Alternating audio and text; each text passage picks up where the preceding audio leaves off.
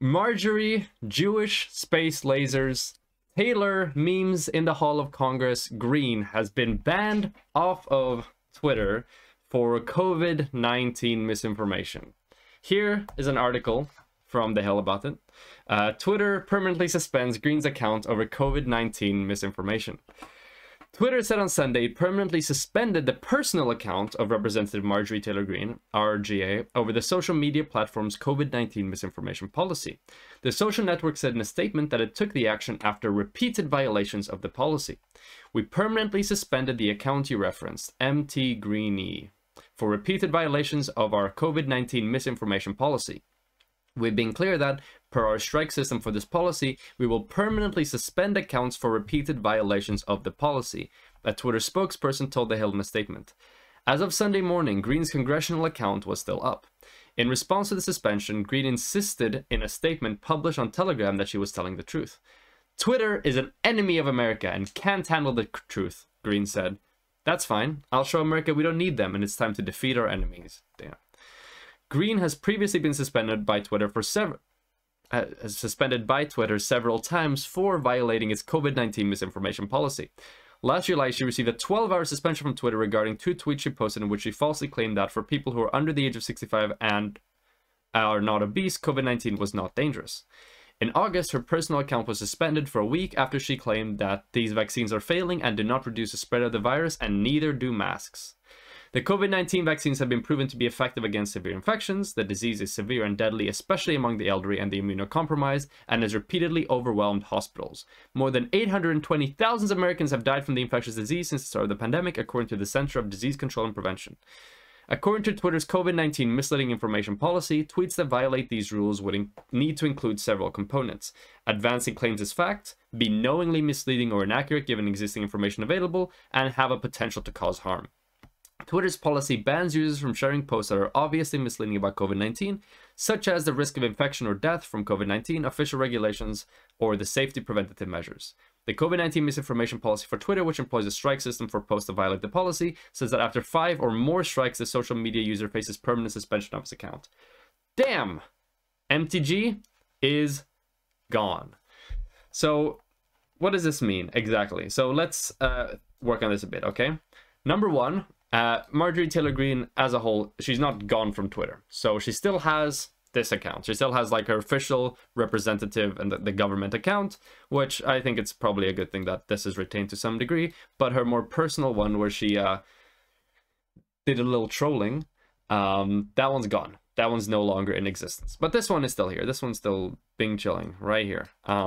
Second thing is that this is not the first time she's violated this at all. And they talk about one example here, and it operates on a, what was it, like a 5-strike policy, which is, I would say, pretty generous. So it's not that she was just yeeted out of fucking nowhere, like, oh, you know, this time they noticed her thing and they just threw her off completely without any prior warnings. She had received a number of warnings beforehand. She knows what she's doing. You know, it's not unthinkable that, hey, if you keep doing this, you're probably gonna get fucking banned. You know, 5 strikes. It's quite a few strikes there. But regardless, what do I think about this? I think that it's probably like a good thing that Marjorie Taylor Greene got thrown off, because she's spreading misinformation, especially misinformation which on such a broad scale has the capability to do harm among people who internalize that and, you know, believe the things that she say and might take action on the basis of it. You know, doubting things that can prevent the spread of the virus, thus saving more people's lives and improving overall public health. Downplaying the severity and how harmful the virus could be is also going to reduce the likelihood that people are going to take safety precautions in order to, you know, protect themselves and the people around them for the virus. Overall, yeah, it's dangerous things. There are bad outcomes that come off of the spread of misinformation just generally on Twitter.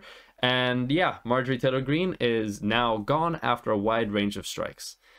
There is something to this though, and I don't think it's necessarily Twitter's fault. I think that what Twitter did was probably the right thing here, and I just want to mention, legally, there's no argument to be made for why she shouldn't have been banned. Once again, for some reason, whenever there's a big ban, you hear conservatives talking about how this is like a violation of the First Amendment.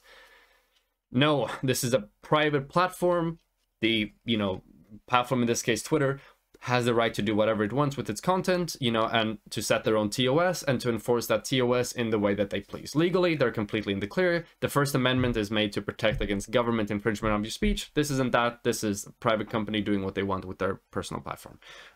So yeah, just going to throw that out there. Now, I will say, though, that I do think that it's a bit of a scary situation that we're in right now when it comes to politics as a whole, where major political representatives and political leaders or people in political office are getting banned for, you know, these types of things and are getting thrown off very big public platforms. Now, this isn't to say that the problem lies in them getting thrown out. The problem lies in the fact that we have a media environment and the fact that we have a general, you know, like discourse and a general, you know, factual paradigm that is so divided, where there's this massive empirical and kind of like epistemic differences in knowledge and in a belief in the real world between political lines at the moment. And the fact that this gap can grow so large that stuff like this can often happen. I don't think stuff like this is the fault of Twitter. I think stuff of this is an issue with the broader cultural paradigm and how disconnected different political factions are coming from reality, thus leading in bans over misinformation like this. I do think, and I do in large part obviously blame Trump for a lot of this. It was with the advent of Trump that we got, you know, a heavier focus on, you know, like fake news and, you know, alternative facts and the rest of it. And in a lot of ways, I think Trump has been kind of like a trailblazer for this type of like misinformation and, you know, alternative media and alternative facts and stuff like that. And unironically, that might be one of the worst effects of his presidency as a whole. The effect he had on the discourse and the effect he had on his fans and political factions' relationship with reality. And I think that's obviously like a pretty terrible thing. Now, obviously, there's also aspects of media that lay into this, you know, algorithmic biases that try to keep people on the website as much as possible by trying to insulate them in as much of a bubble, which then again leads to more echo chambers and more polarization between different political factions, which is a prime space for misinformation to take root and start, you know, growing in those given communities. But yeah, it's nevertheless pretty troubling that we exist in such a media situation where we're at right now. I do think Twitter's doing the right thing, though, by banning them for misinformation, especially once you've been given a 5-strike thing before you actually got banned, which is a ridiculous amount of, you know, like leeway you're given there. It's not like this happened like out of nowhere or anything. It's something that you could very accurately have predicted this is happening. Like, I'm on this website, I read the TOS, don't lie about COVID. Okay, cool, agree. Let me proceed to lie about COVID 6 times and being warned for it 5 times and then get annoyed when I get banned. Like, I don't know. It seems like a very, very, very silly thing to do. So I don't think that, I don't feel bad for Marjorie Taylor Greene, to say the very least. But she still has her, you know, her official government account up, which is probably a good thing. As long as she doesn't start using this one to start posting other random shit as well. But yeah, overall, good riddance, Marjorie Taylor Greene from Twitter. I think Twitter did the right thing here, although I am worried about the increasing amount of polarization and political misinformation that exists in, you know, on the internet and in just general discourse. And I think that the advent of more things like this happening is kind of like a symptom of that entire thing, and we need to take steps towards addressing that. Steps towards solving that, it's very complicated stuff. I think education and source analysis is a very, very big part and something that's super, super important, especially going into the future, especially going into the age of the internet, where you can find so much information, a lot of it really false, and you have really easy access to it.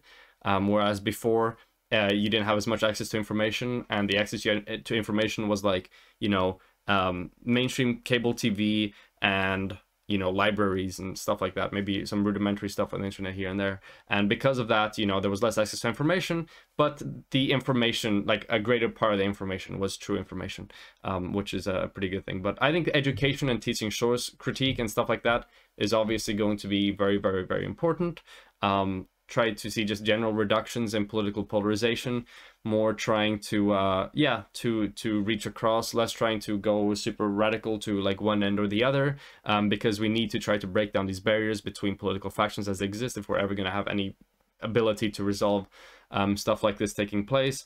And overall, I also think that we need to change the way we relate ourselves to media and the way that, you know, media is done. Maybe an interesting project to think about is if ideally you could have a wide range of politicians from across the political spectrum all work together on a reporting website or a media publication website and have them all endorse it, and then make sure that that media publication is kept to an extraordinarily high standard of factual evidence, and then all politicians and public figures ought to, you know, relate themselves to that collection of reporting and facts when it comes to discussions, and to not contradict that, obviously, because that would be misinformation. And to the people that are saying that, like, you know, hey, who decides what is misinformation, lol, that's a pretty silly argument. We do this quite a lot, right? So in any, you know, cases of like slander, or even like bigger political cases like the Stephen Irving versus, I think it was Penguins published, which was when Stephen Irving, who was kind of like a neo-Nazi or Nazi sympathizer, wrote a bunch of misinformation about, you know, like Hitler and the Nazi regime. And then he was called out by somebody who wrote for Penguin Books, or got published in Penguin Books. And then Steve Irving decided to sue Penguin Books and said, no, I don't lie about anything. This is not true. They're lying about me, and, you know, whether or not I'm spreading misinformation or not. But in the courts, you work out what is correct information and what is false information.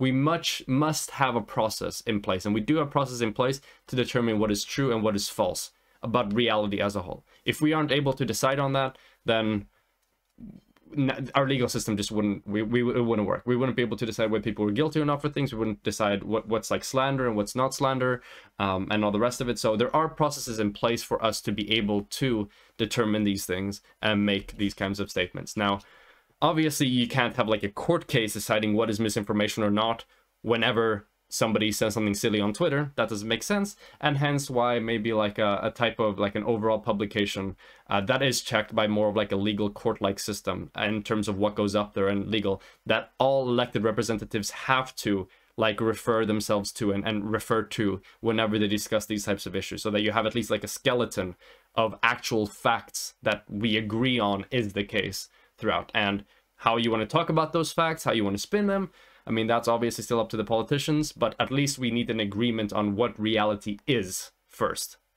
And that's one of the solutions I can have towards, like, you know, maybe trying to lessen this massive epistemic divide that we see in the country right now as it exists. But yeah, education, becoming more media savvy, trying to encourage people to have healthy relationships with media, where consumers don't just demand things that feed into their biases, and demand more like factual reporting, and seeing a higher drive in demand for those types of services to make them more popular and make more firms try to appeal to that demographic.